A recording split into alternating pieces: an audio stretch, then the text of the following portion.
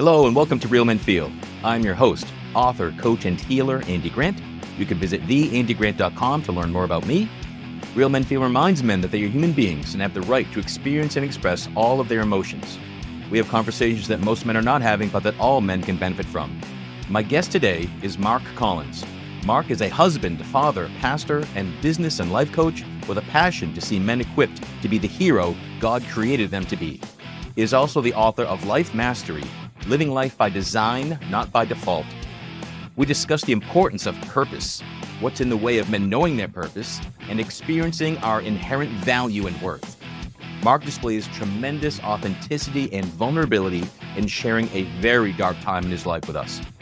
Mark also expands on the dangers of believing in false identities, the concept of more, and shares 2 things he wishes men knew. Let's do it.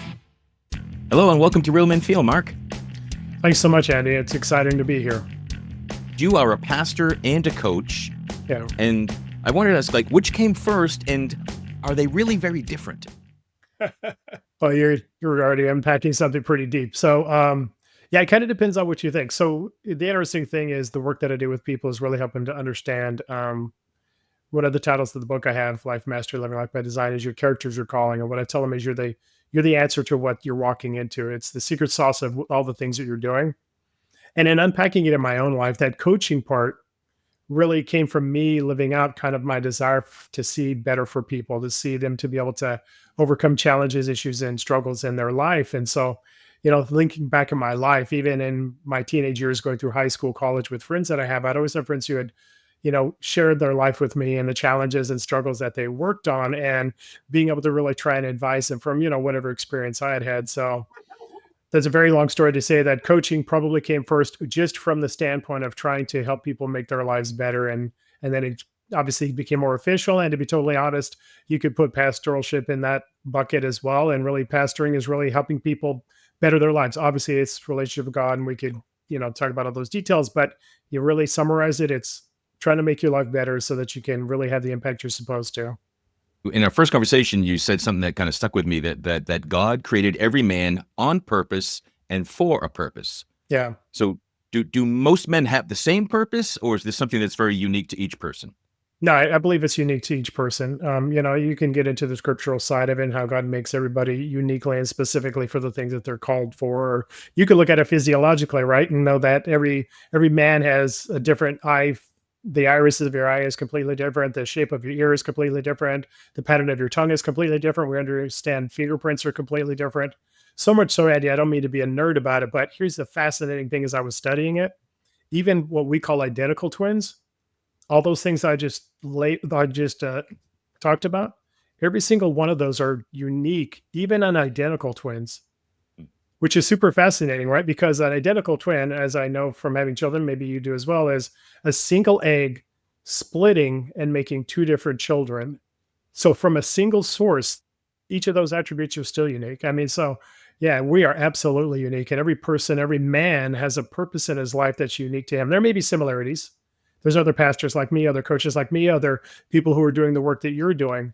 But what is the thing that makes you you? Because that's what makes whatever your endeavor is, your business, your calling, your vocation, your job. That's what makes it different, is the uniqueness of you within that specific role that may be similar to somebody else's.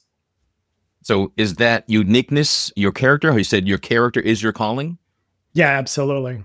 The chapter in my book I outline, of course, the title gives everything away. So if you read that and believe that, you've already understood the lesson. But it really is this. It's not your title, your role, the things that you walk into, right?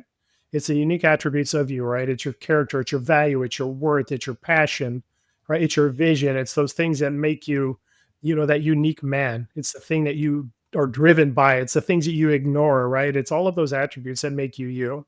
And so that's what your character is. And really it's a counterintuitive thing, because a lot of times as men, we think that, well, I am my role, right? So if I have this title or I have this job or business or I have this level of income, now, that is who I am. And so for us, a lot of it and a lot of the understanding is unpacking you from your outcomes. Our outcomes can be amazing. Sometimes they're a substitute for identity. It's me living those things out to prove who I am versus living those out because of who I am. What's most commonly in the way for a man knowing his purpose? Boy, another great question. There's two, right? The first is believing that I don't have value until I have purpose, meaning I don't have value until I have a job, title, role, right? When I become a business owner, then I'll be somebody that's worthy, right? When I become that CEO or whatever the thing is that the man is using in his life, right? It's That's the first thing. The second thing that we also unpack and help people to really have strategies and tools around is many times we believe that we're limited by our past. So I can only dream so much, I can only reach so high, right? I can only have so much of an impact because, we don't understand it consciously, but many times what I tell people is you're living from either who you're created to be or what your life has told you. And every man has had a life that has told him something, right? Hmm. Your experiences, it's your past, it's the things you walked through, it's the hurt you've had, it's the things that people have said about you that you consciously said, I don't believe that, and you reject it, but subconsciously you kind of do. So when somebody calls you a failure, you start to try and live it out. When somebody says that you can't do that thing, right? That's for other people. That business isn't for you. That military career, that college degree, whatever the thing is, right? There's people that want to give us our destiny instead of help us to unleash it. And so for many men, myself included, it was really unpacking and understanding that maybe my life, while it's an experience I've walked through, all of them were some good, some great, some amazing, some horrible. None of them should tell me who I am. And in that place, when we start to unpack that, you can start to increase your vision of, okay, so if I'm not the sum total of my experiences in my past or what people have said about me, then who am I and how can I unpack what I say is unlock and unleash that hero on the inside? What prompted you to begin unpacking your own character, value, and worth? Great question. And I don't really know where it came from, to be totally truthful, Andy. But even as a young teenager, going to my high school years into college, as I was doing college when I came out of high school, there was a sense that there was a person on the inside, a person that I was created to be that I wanted to see on the outside. I was more than the experiences I was walking through and the decisions I was making.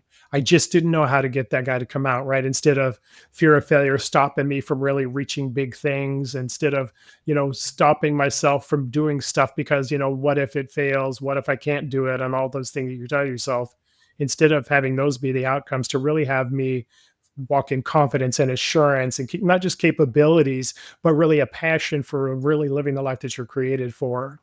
And so for me, it really came from that journey, but it was really that, as a spiritual person, you could say it was the spirit on the inside, but there was this knowing on the inside that there was more. And then it was for me trying to figure out how to get there through success in life, right? Through business or academics or athletics. It was trying to use personal development, which brought change and incremental increase. It just didn't bring transformation. So for me, the journey started with just this knowing of, gosh, there's got to be more than this, whatever that is. And even when I was successful, there was still that sense of there's got to be more than this. Because sometimes, as you already know, Andy, with some of the people you work with, that person you are at the bottom of the hill is the same person you are at the mountaintop. So you think that success will overcome fear of failure, procrastination, imposter syndrome, all those things that are holding you back. Come to find out they just actually come along for the ride. And so in that place, it's really starting to unpack, how do I get that man to show up, that hero on the inside that I want to see on the outside? And that brought me on a journey of all the things we talked about. Have there been times in your life that you questioned your own worth and value? Oh, yeah, absolutely. Absolutely. No, I was going to say every time that there was a struggle, every time that there was what you consider a failure, right? Those negative downturns. My wife and I had a business that we started and it was very successful. We sold it for a quality profit. It was the fifth business that we started. Overnight successes are really more hype than reality. And so, in most cases, people who are successful already understand that, you're not going to you're not going to bat 1,000 every time that you try and do something. And so for us, it was the fifth, but even in that one, right? So, the things that you're doing, and some guys maybe relate to this as well. Sometimes your expenses outlast your income. And in that place, you're trying to kind of figure it out, trying to make it happen. And in those places, a lot of times, again, a lot of things that men struggle with, and I was in that place as well, the outcomes are really not an experience that I'm walking through, but it's an identity statement that I take on as my own. So when those things aren't working out and there's a financial downturn, we don't get the clients that we need, and so you're trying to figure out how to make payroll, how to create income for your own expenses, how to pay all the things that you're needing to. In that place, you can feel like a failure. in those places where it doesn't work out, you can start to have a sense of, gosh, am I created for this thing? Am I really meant to be doing this? That I, in my case, did I hear God wrong, or did I really think that I could do this? And can I make it happen? In those times of struggle and challenges where that thought life happens.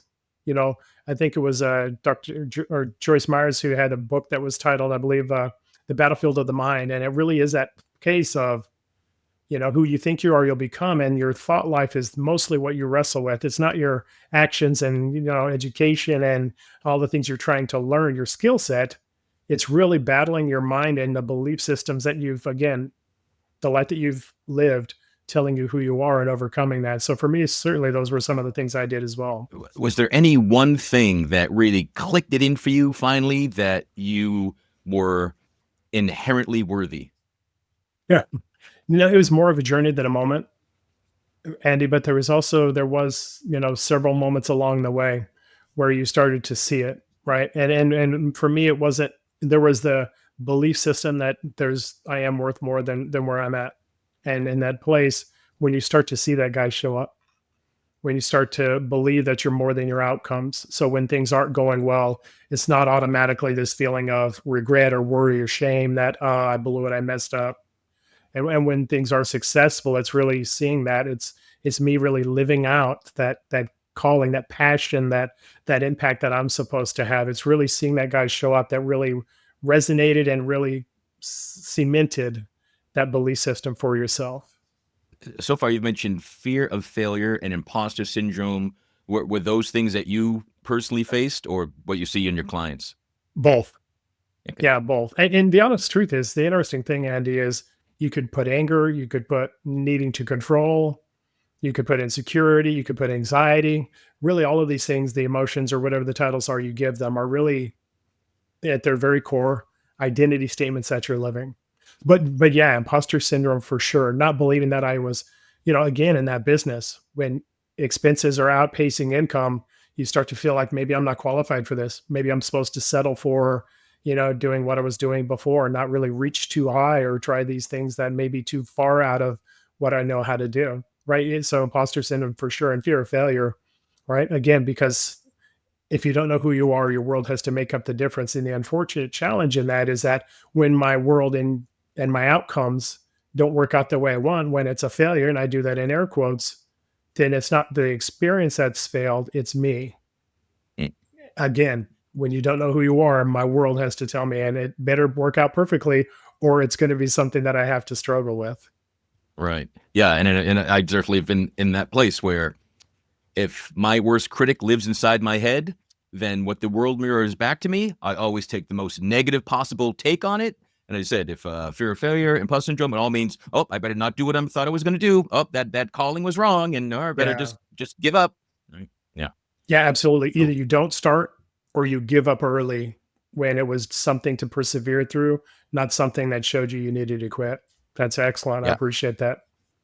Yeah, I definitely, perseverance was an issue for me. I would have like grand idea. Yeah, that's the thing. I thought every new idea was like the home run. And then finally, I really got a message like, Andy, life's meant to be like a series of singles, doubles, and triples. And I kept looking for the one thing that would just Yeah. fix everything. And I think a lot of people are always constantly looking for that thing too. But if someone finds themselves in a new business, an existing career, hitting that wall, having that internal struggle, the imposter syndrome, the fears, the anger, Yeah. what's a first step they can take to once they have the awareness of something's wrong? What's a first step they might take? Yeah. Which is a great question, because there's two steps that people would take. One is the one most people take, and one is the one that's going to help them. One is the one most people take is I create, and again, I created Life Mastery, the course I have, and wrote the book Life Mastery, Living Life by Design, because I didn't find a transformational course out of there. But I took a lot of courses before that, courses, books, teachers, gurus, whatever, right? And a lot of times what they talk about is how to manage the emotion. So I feel, I feel the sense of dread, the sense of worry, right? So what you need to do is create a positive affirmation. And every time you feel that, you're going to use your positive affirmation, and it's supposed to help you get better. Many times it doesn't. For me, it never did, because in most of those cases, when I'm telling myself, I am a man of strength, I am a man of strength, I am a man of strength, but my thoughts are telling me I'm going to blow it, it's going to be horrible, this is going to be a failure, that side actually wins. because generic mantras or affirmations typically don't work. And even if they did, what you're really doing is you're fighting the fruit, not the root. And what I mean is when you're attacking the emotion, fear of failure comes up, and I have this, I am a man of success. I am a man of success. I use my affirmation. Great. And you finally bludgeon it into silence for a while. And then you go for that next challenge or the next one after that. And like yourself, you illustrated so well, Andy, success is a series of singles. But in each one of them, many times there's challenge that comes that needs to be overcome. And in those places, you always have that fear pop up. Well, now all of a sudden you just have to fight it the next time and the next time after that. What I say is most courses and teachings really give you the ability to change, but it really is habit formation. And the problem with habit formation is the habit I use to get there, I have to use to stay there. And so fear of failure never leaves. I just silence it for a little bit of time. And so that's where most people go. The other side that I talk about is how we start. It's not a foundation of managing your emotions, but unpacking your identity. Who are you created to be?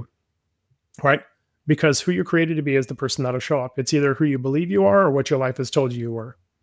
So with us, it's really unpacking tools of identity as a foundation because I can be nothing else but who I am. I'm undeniably me, which means that when you show up as who you're created to be, my experiences don't get to tell me who I am.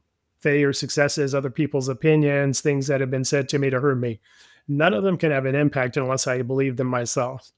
And so in that place, when I start to unpack identity, well, I can't fail at being me. I can have an experience that doesn't work out and use it as a lesson to grow from, but it's never an identity statement because I know who I am. I'm not a person who fails. I'm a person who succeeds on a consistent basis. We give you tools to start to unpack that in your own life. So it's not attacking the emotion, again, attacking the fruit. Because if it's not insecurity, if it's not fear, if it's not control, if it's not anger, and on the other side, those things that we use, if it's not, I need money and I'm striving for things, or those addictions that you use to medicate against the life you don't want, if you're not dealing with identity, you'll always deal with fruit. And that sounds more like exhaustion than freedom. I love what you said. I can't fail at being me. That's it. I feel like that sums it up, like in a nutshell. Like once you, and well, I should take that back because it depends on your identity. If I think I am this pathetic loser and I'm saying I can't fail at being a pathetic loser, then that's going to continue a rather miserable experience. But the outcome's the same. You're right in both circumstances. What I tell people is who you believe you are, you'll become. So it either aligns with who you're created to be or what your life has told you you were. Identity is unpacking who you're created to be so your life doesn't get to lie to you anymore. Yeah. So I'm an initiate in the Modern Mystery School, and the point of the school is to know thyself from the Oracle of Delphi. That's and this is shown up in, I feel like it's the last 3 episodes, the importance of knowing yourself, knowing who you are. And I find that we've already talked about so many men think that their value comes from how much they provide, how much they earn, how much they've traded, all the toys they have to show off. And it's deeper in that. So can you put better words to like what's inside of us? Like what does knowing my true identity really mean? Well, I mean, there's a couple of things. It's me not allowing my life to lie to me. And it doesn't mean you don't accomplish things. The people I work with, there's many men I'm working with who were successful in business, but now are more so because even people in successful businesses, they find a couple of things. They find that their fear didn't leave just because they received a great income or created a business, established a product, whatever the thing is that they're doing. And in that place, for them, success was always a relief, not a joy. Because I didn't fail this time, but it's that hamster wheel of success, but I always have to continually reprove myself. So in that place, they live that out, but it's really understanding this. So there's the outcome side of it, right? Your outcomes can be amazing. The difference is that my outcomes are a joy and a fulfillment for me. They're not a necessity so I can feel valued and worthy. But then there's the other side of it of understanding. There's this word I use a lot. It's called impact. And what I tell the guys I work with is there's an impact in the world that has your name on it. So this great mission, this great calling, these things that guys feel on the inside that, man, there's got to be more than average. There's got to be more than just getting through. There's got to be more than just day to day. You're right. You're absolutely right. But like you'd said, that initial question you had was really profound. Is this character, is the value, is the mission for every man the same? There are generic ones. I need to I'm called to be a good father, good husband, good man, right? A provider, a person of courage and strength, right? Those are all generic attributes of a man. But then there's Mm. this impact. There's the you thing that lives when you're gone. That thing that lives outlives you. The difference in the world that's made because you existed. Whatever that thing is, right? It doesn't, it's not entrepreneurship for everybody. It's not invention for everybody. It's not being an artist or an actor or an athlete for everybody. But there's this character of you that matters and mattered in the world when you're gone. It's that part of you. And how it plays out is those things we talked about. It's different for every man. It could be a man who invests himself as a teacher so that hundreds of children's lives are changed because somebody spoke truth and spoke destiny into them as they were growing up, and it changed the trajectory of their lives. It could be that man that was a CEO that provided not just a product but a livelihood and a lifestyle for hundreds of people who worked underneath them. It could be that husband who raised up that next Elon Musk or whoever it is, the person, that marquee individual had a childhood. And many times the unspoken heroes in that person's life was the father who raised them up with the integrity for them to be able to carry the weight of what they were going to in the world. I don't know what it is for every man. I'm not a prophet, so I can't tell them. But what I do know is there's a phrase in the Bible that says God's no respecter of persons, which means he doesn't look at any of his children differently. And it also means he treats all of them the same in this. Every one of us has a creative value and an impact. What is that thing that's yours? When you live it out, you know it because you know that, man, this is exactly what I was created for. It comes in moments and times when you reflect and you feel like, man, I feel like I want to invest the rest of my life doing this. I don't know what it is for every man, but I know every man has one. And I know that there's things that are stopping it. But again, the title of my book is Life Mastery, Living Life by Design, Not by Default. Default is just going through the day to day, managing your emotions where you can, doing the things you can, trying to succeed your way into feeling value. Life by design is understanding that there's tools and strategies to unleash you as the person you're created to be. So that here on the inside shows up on the outside.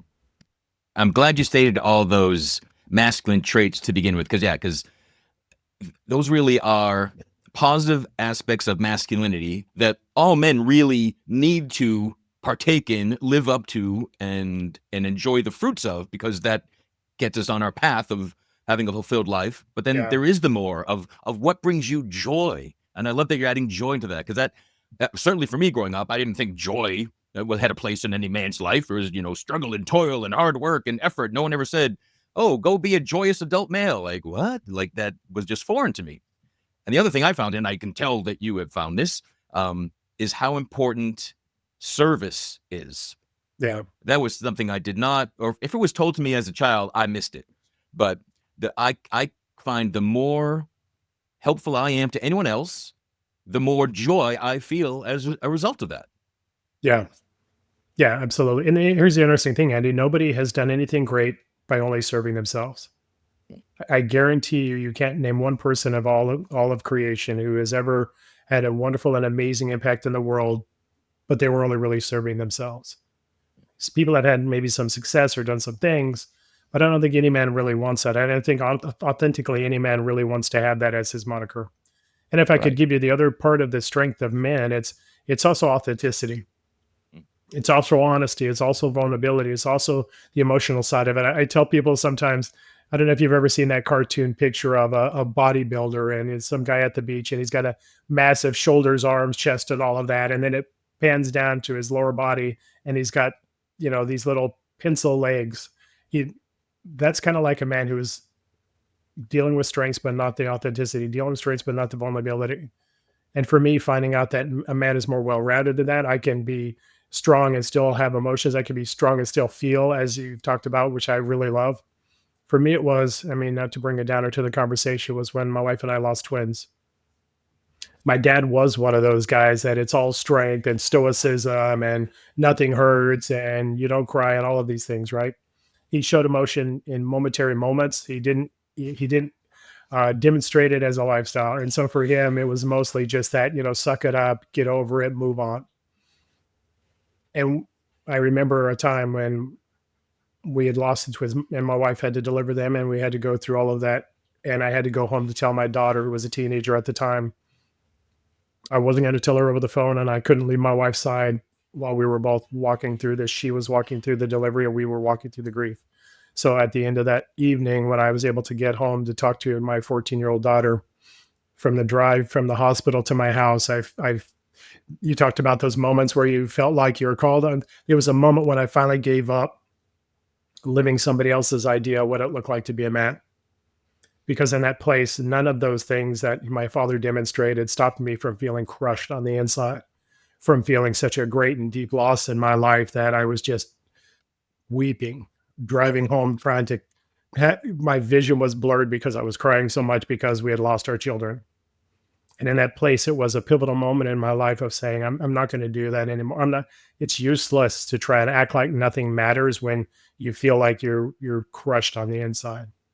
So in that place, it really gave me an understanding that, being a man is somebody who's absolutely in touch with those emotions, because those are the things that bring joy, that bring love, that bring the fullness of relationship. If I have no emotions, I have no relationship. And in that place, I lose out on all the challenges of grief and worry and stress that, maybe you walk through at times, but I lose all the joy and all the depth of love because I can't feel one without the other.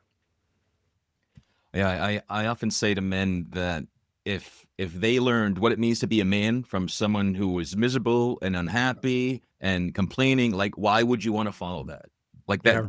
that should be proof that, suck it up, man up, all just say a life of nothing but saying that it doesn't help. Yeah. Yeah. And we persevere. I don't know any man who doesn't persevere through hard things. We do all those things, but to do them at the detriment of actually honesty just leaves you lacking. How long ago did you lose the twins? It was actually quite a while ago. My youngest daughter is 26. And so it was 2 years before that. So 28 years ago. But it was definitely one of those moments in your life you'll remember for the rest of your life. Oh, yeah, I imagine that. Yeah, I don't have children. I do have friends that have lost children. I can't imagine a deeper pain to live through than that. So I appreciate it. But on the flip side, boy, it seems like they live their purpose if they woke you up. Yeah. No, there's good to take out of bad experiences. Yeah. It doesn't mean people really misuse the scripture that says what the enemy meant for evil, God meant for good. We take that and equate that to the fact that God not only allowed it, but he gave permission to it. It's not that in life at all. It's that even in the worst of circumstances, there's things that you can take from it that you're going to be better because of it. It doesn't mean it wasn't horrible. It never denies the reality of that. It just allows you to have a perspective that says, what have I gained from this, even in losing so much? If you can do that, you're living that life mastery life because you're finding ways to grow even in the hardest times. Right. Finding the gift in our hardest challenges doesn't mean they were pleasant experiences.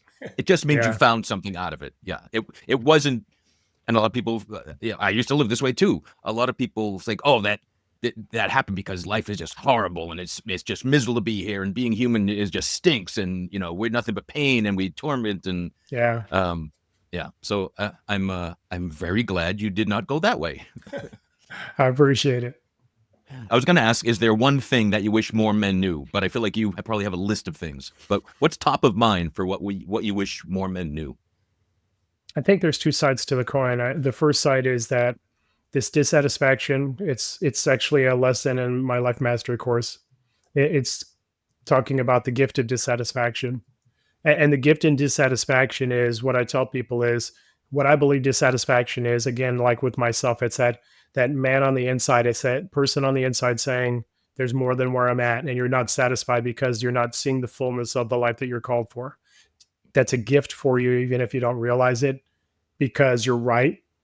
If you're right that there's more than where you're at, that means that there's more than what you're doing today. There's more than your experience in this moment, which means that you have more inside of you, that you have the ability to actually reach for your dreams, your goals, your passions, your vision.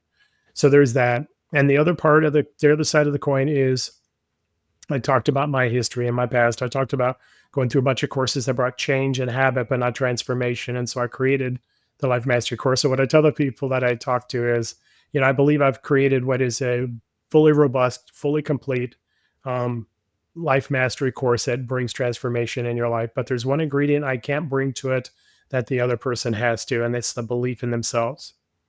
Throughout my whole journey, which was over a multitude of years, it didn't happen in moments. It wasn't one quick idea and then I'm done. It was a journey that I had to walk through and grow through. But in that place, the one thing I did right in that whole circumstance was I refused to give up on myself. I Mm. refuse to give up on the belief that there is more, even though I get one course, two course, three books, five books, 10 books, all of these things, and they didn't work out. And you talked about those internal conversations of doubt, right? Those times where it's like, man, am I wrong? Is this all that I get to have as far as a life? And but refusing at the end of the day to give up on myself. What I tell the guys is this: if you can bet on yourself one more time, you'll find the transformation you're looking for. It's the one thing that nobody else can provide that you can. It's this: I refuse to give up on me. I'm going to bet on myself one more time, even if this last thing didn't work or these last 10 things or whatever it is you've tried. If you refuse to give up on yourself, you'll find your path and your way to finding the transformation you're looking for. That's the one thing that is the key ingredient that I can never provide and you can never provide for these men that they can provide for themselves. It's the one thing that'll allow you to persevere until you finally get there. Yeah, that rings very true for me. And I don't know if you know this about me, but I'm a survivor of multiple suicide attempts. I made multiple attempts in my life in my teens and early 20s. Yeah. And not being able to go through that, I battled myself that, I'm so weak. But then it took a long time to realize, oh, wait, I was refusing to give up on myself. That was my Yeah. resilience. That was, I wanted to prove, I wanted some sign that I was meant to be here. And finally, like, Yeah. oh, well, you are, because you're here. So, I was pretty good in school, but that was the one lesson that I was not good at picking that one up. But again, I don't recommend that path. But Absolutely. yeah, just yeah, your value and worth is innate from birth, from being. You are worthy. It's nothing to earn. There's Yeah. nothing to chase. Yeah. No, Um. absolutely. I appreciate you sharing that. So we are at the end of 2024, and I want to ask you to look back on this year or your entire life and just share what's something you're really proud of. Yeah, I think for me, there's a few things. I actually published my book, Life Master Living Life by Design, last November, November 30th. So a year ago, November, not this past few months. And my mom was my biggest encouragement. She was actually the reason I wrote the book. I was really invested in the course. It felt like, nobody reads hard copy books anymore. They go online or whatever. Come to find out, a lot of people loved it. But she said I should write a book, and I did. So I wrote the Life Mastery book, and I was able to give it to her in December. She passed away in April of this year. But to be able to give her that first book again, you want to feel value and worth from the people that care for you the most, and to be able to have the person that was my biggest fan receive my first copy of the book and see that I accomplished the thing that she told me I should do, and handing it to her at the beginning of the year was a great blessing. Of course, the people I'm working with, it is my passion. I know, Andy, the desperation that men have when they're like, again, that place of these things I've tried haven't worked. What do I do? Am I going to give up and this is it? Or, I know that desperation of knowing that there's more than what you're living, and to see all these men that I'm working with take their strides and their steps forward in those things and doing what I say is the bravest thing that any man can do, which is to confront the issues that are standing in the way of the life I'm created for. It's so easy to ignore it, and most people do it. Again, the title of my book is Life by Design, not by default. Default is I'm just going to ignore it and try and do my very best with what I got. But that brave guy who says that, no, I'm going to confront it. I'm going to walk through it. I'm going to do the best I can to get this thing and have it be overcome so I can live the life I'm created for. So every person, then every man that I've worked with, that's a great joy of my life. And, just growing as an individual. Life mastery is a journey, it's not a moment.